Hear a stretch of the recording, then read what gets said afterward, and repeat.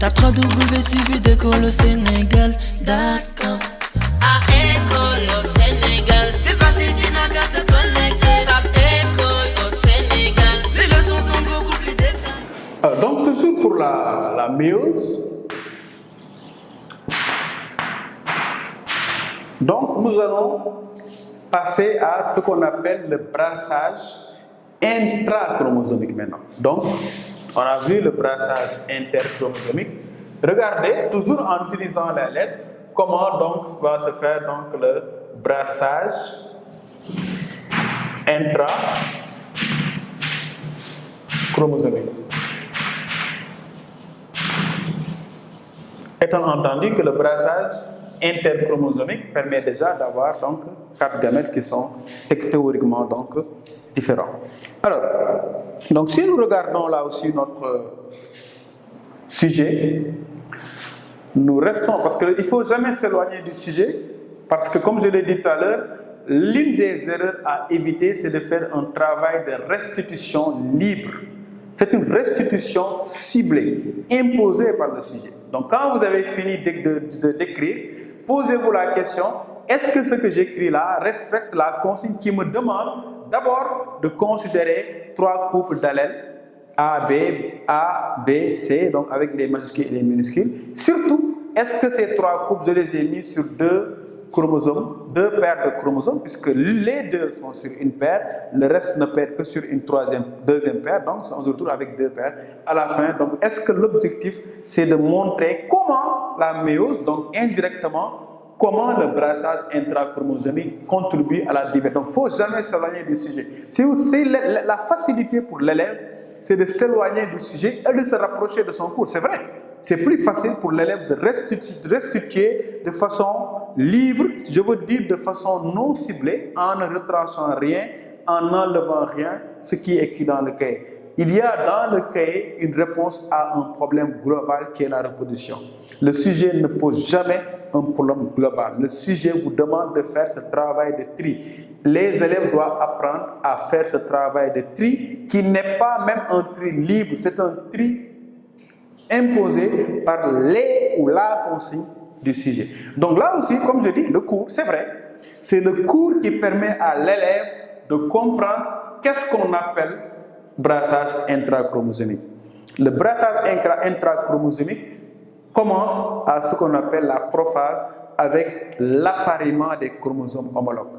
Autant le brassage interchromosomique s'appuie sur des couples, des paires de chromosomes différents, autant le brassage intrachromosomique est une affaire d'un chromosome. Maintenant, comme c'est un chromosome multiplié par 46 chez l'homme, eh bien c'est 46 possibilités de diversité par chromosome, puisque chaque chromosome contient plusieurs gènes et donc cette redistribution-là que nous allons montrer au tableau est appelée brassage intrachromosomique. Comme je l'ai dit tout à l'heure, d'abord respecter la consigne du sujet. Et cette première consigne, regardez ce que nous allons faire. Nous allons d'abord changer de couleur pour que ça soit explicite. Ici, vous avez ce que j'avais appelé tout à l'heure le chromosome 1, le couple, donc 1'. Ensuite, en jaune, chromosome C. Ok? Alors, là, ce qu'il faut noter, et ça c'est quelque chose d'important, c'est plutôt petit a ici et petit b. Puis sur un autre chromosome, là aussi je change de couleur en mettant en bleu le grand C et en blanc le petit c. Donc voilà le matériel génétique donc de chaque chromosome, de chaque cellule mère. Et comme vous le voyez, comme tout à l'heure, on va avoir 2n égale 4. Alors, qu'est-ce qu'on appelle brassage intrachromosomique? Vous savez que ce positionnement-là que j'ai fait au tableau, on peut l'appeler appareillement des chromosomes. Il est lié à la prophase 1. Donc, à la première division de méiose, on remarque qu'il y a appareillement des chromosomes. Lors de cet appareillement, on constate que les chromosomes peuvent entrer en contact, comme cela. Donc, on constate que ça peut entrer donc en contact, comme je l'ai fait au tableau. Donc, on se retrouve avec ce point-là, ce point de rencontre qu'on appelle chiasma et qui peut aboutir à un phénomène qu'on va appeler crossing over, c'est-à-dire une séparation de segments de part et d'autre, donc des chromosomes homologues. Donc, qu'est-ce qu'on va obtenir ici? Ce qu'on avait, A, B, là aussi, petit a, petit b, je complète, grand A, grand B, et ici également petit b, petit a. Donc à la fin de ma division, regardez ce que nous allons obtenir ici. Après l'échange, on va obtenir, je vais juste mettre, je ne vais pas mettre les années pour que ça soit explicite pour tout le monde. Donc regardez ce qui va se passer. Donc ce fragment jaune que nous avons ici est transféré sur la chromatide homologue, si on peut l'appeler comme ça, et le segment correspondant, lui, se retrouve de l'autre côté. Et regardez le résultat. Donc le résultat, c'est qu'on se retrouve avec un échange de segments. Donc ce phénomène est appelé crossing over. Et l'objectif de ce schéma, c'est de montrer donc les différences que nous allons obtenir. Donc regarde, tout à l'heure, on avait donné les 4 types de chromosomes qu'on obtient théoriquement à cause de ce qu'on appelle le brassage interchromosomique. Ici, c'est ce qu'on obtient à la fin de la prophase 1. Donc ici, ça c'est fin télophase de première division. Voilà ce qu'on obtient. Donc nous allons continuer le schéma et voir donc ce qu'on va obtenir donc à la fin de ce qu'on appelle donc la télophase 2 maintenant. Alors donc tout à l'heure nous avons vu comment, grâce à ce phénomène donc qu'on appelle crossing over, les chromosomes donc homologues échangent des segments. Et là c'est très important de savoir que le brassage intrachromosomique est une affaire de chromosomes homologues. Donc là, tout à l'heure on a vu ce qu'on obtenait à la fin de la première division de méiose. Regardez le résultat à la fin de la deuxième division. Donc on aura ceci, A, et ça c'est un chromosome de départ. Donc c'est sans échange. La deuxième possibilité, c'est d'avoir, n'est-ce pas, A, mais s'il y a échange, ici on se retrouve avec petit b. Donc des chromosomes. Déjà, sur le plan génétique, on voit la différence. 2 majuscules, majuscules, minuscules. Troisième possibilité, c'est dans le cas où, donc échange. Échange là, ça suppose que le grand B allait de l'autre côté.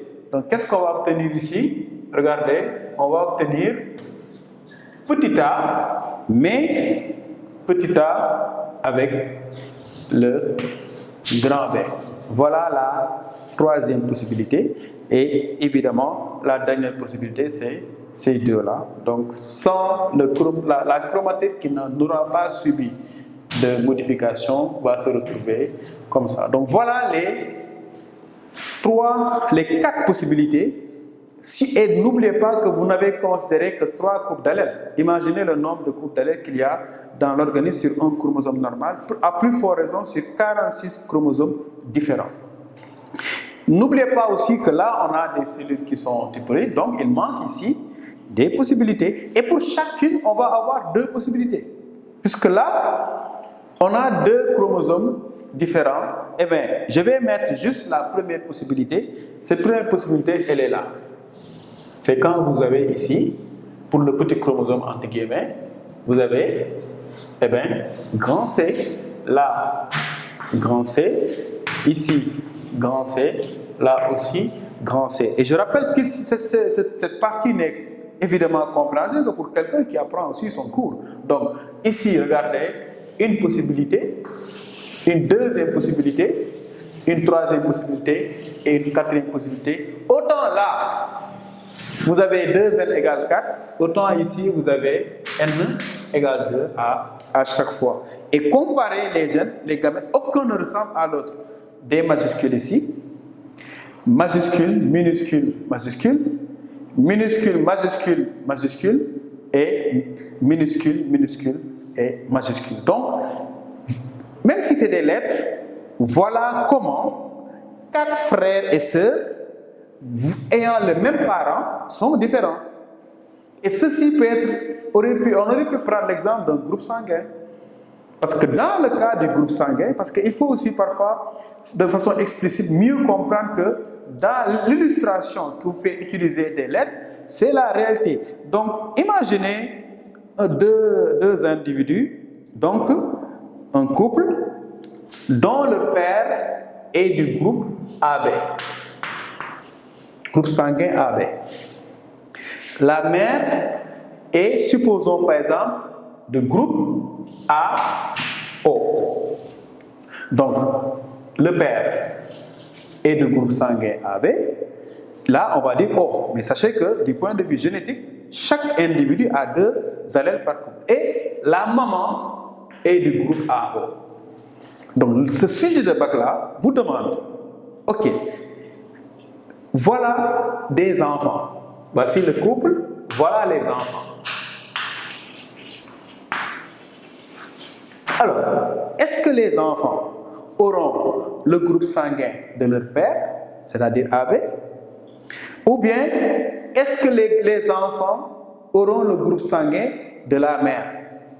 Je pense qu'aucun individu, même s'il n'est pas généticien, ne va vous demander, ou bien une troisième possibilité, parce que ce que la personne, le profane, attend, c'est que vous lui dites, est-ce que l'enfant a le groupe sanguin de son père ou bien le groupe sanguin de sa mère? Eh bien, je vous informe que ce n'est pas aussi simple, puisque l'enfant peut avoir un groupe sanguin qui ne vient ni de son père ni de sa mère. Voilà la surprenante affirmation qui est cachée dans ce bac 2021 là. Et je vais vous le montrer. Techniquement, grâce à la méiose, chaque enfant ne reçoit qu'un exemplaire de chaque allèle du père et de la mère. Donc, laissez-moi vous donner les possibilités et vous allez voir les groupes sanguins que les enfants auront. Comparez-les, je répète, au groupe sanguin du papa qui est AB et au groupe sanguin de la maman qui est AO. Donc, groupe A. AO, c'est un génétique. Eh bien, regardez. Si le père donne un allèle A, la mère donne un allèle A, ce que nous allons appeler l'enfant 1 peut recevoir AA. Déjà, un génotype différent de celui de son papa, de celui de sa maman et de celui de son papa. Si le papa donne A, toujours le A, la maman peut donner le O. Quand je dis je peux donner, c'est un habit de langage. En réalité, le père, la mère ne choisissent pas si c'est une fille ou un garçon. J'aurais pu prendre les chromosomes sexuels. Eh bien, l'enfant peut recevoir AO. Ça, c'est pour que vous voyez que ça, c'est le cas général, ça, c'est concret, parce que tout le monde connaît le groupe sanguin. Le père a donné 2 fois A, mais le père, il a B. Si le père donne B, la mère, effectivement, peut donner A. On ne met jamais le A ici. Normalement, l'élève peut se dire, pourquoi le prof ne met pas BA? Eh bien, l'appellation correcte, c'est AB. Donc, on met AB, puisque A vient dans l'alphabet en première position. Deuxième possibilité, le père donne toujours le B, mais la mère donne comparé.